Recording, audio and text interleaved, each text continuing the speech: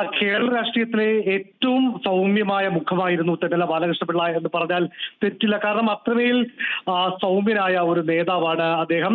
നമുക്കറിയാം കോൺഗ്രസിന്റെ A group പോരിന്റെയൊക്കെ ഘട്ടത്തിൽ പലപ്പോഴും അതിനുശേഷം നമുക്കറിയാം കോൺഗ്രസിന്റെ വിവിധ വിഷയങ്ങളിൽ പ്രശ്നങ്ങൾ ഉണ്ടാകുമ്പോൾ അത് പരിഹരിക്കാൻ വേണ്ടി എത്തുന്നത് പലപ്പോഴും തെന്നല ബാലകൃഷ്ണപിള്ളയായിരുന്നു. അത്രമേൽ എല്ലാവരും അംഗീകരിക്കുന്ന, ഗ്രൂപ്പുകൾക്കൊക്കെ അതീതമായി എല്ലാ നേതാക്കളും അംഗീകരിക്കുന്ന നേതാവായിരുന്നു തെന്നല ബാലകൃഷ്ണപിള്ള.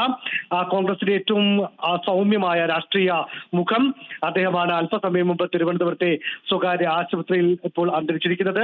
കൊല്ലം ജില്ലയിലെ കുന്നത്തൂരാണ് അദ്ദേഹത്തിന്റെ സ്വന്തം സ്ഥലം. അദ്ദേഹം കുഞ്ഞുനാൾ മുതൽ തന്നെ സജീവ രാഷ്ട്രീയത്തിൽ പങ്കാളിയായി. അതുകൂടാതെ തന്നെ കൊല്ലം DCC പ്രസിഡന്റ് ആയി അദ്ദേഹം ചുമതല വഹിച്ചിട്ടുണ്ട്. മുൻ KPCC പ്രസിഡന്റ് ആയിരുന്നു. 1962 മുതൽ അദ്ദേഹം KPCC അംഗമാണ്. 1977-ലും 82-ലും അടൂരിൽ നിന്നും, അതുകൂടാതെ തന്നെ 1967, 80, 87 വർഷങ്ങളിൽ നിയമസഭാ തെരഞ്ഞെടുപ്പുകളിൽ അദ്ദേഹം അടൂരിൽ നിന്ന് മത്സരിച്ചെങ്കിലും പരാജയപ്പെട്ടു. പക്ഷെ 3 തവണ അദ്ദേഹം നേരത്തെ അടൂരിൽ നിന്ന് നിയമസഭാ അംഗമായി. അങ്ങനെ വലിയ രീതിയിൽ കേരള രാഷ്ട്രീയത്തിൽ ഏറ്റവും സജീവമായിരുന്ന ഒരു മുഖമായിരുന്നു അദ്ദേഹം. ഇപ്പോൾ ഏറ്റവും ഒടുവിൽ നമുക്കറിയാം ഈ KPCC അധ്യക്ഷ സ്ഥാനത്ത് നിന്നും കെ സുധാകരനെ മാറ്റുന്നതുമായി ബന്ധപ്പെട്ട കാര്യങ്ങൾ ചർച്ച ചെയ്തപ്പോൾ അന്ന് ലോക്സഭാ തെരഞ്ഞെടുപ്പിൽ ഉന്നതമായ വിജയം നേടിയത് തെന്നല ബാലകൃഷ്ണപിള്ള KPCC അധ്യക്ഷനായിരുന്ന സമയത്താണ്. പക്ഷേ ആ ഒരു വിജയത്തിന്റെ ഏറ്റവും ഉന്നതിയിൽ നിൽക്കുമ്പോഴും തൊട്ടു പിന്നാലെ അദ്ദേഹത്തെ KPCC അധ്യക്ഷ സ്ഥാനത്ത് നിന്ന് മാറ്റി.